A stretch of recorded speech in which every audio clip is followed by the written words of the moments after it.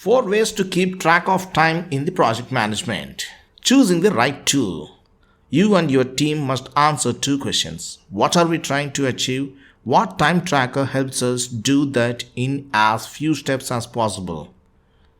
Bring your entire team aboard. In order to drive acceptance, you must demonstrate that time tracking will help them to do their best work to the team. Remind your team to actually use their trackers.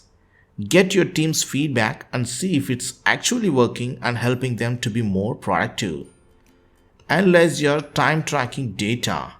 Take the data points and apply them to help you better.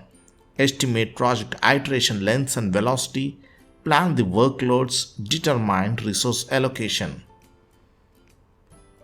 And also, the time tracking will help you to manage better, like easy to track your payments, smarter resource allocation.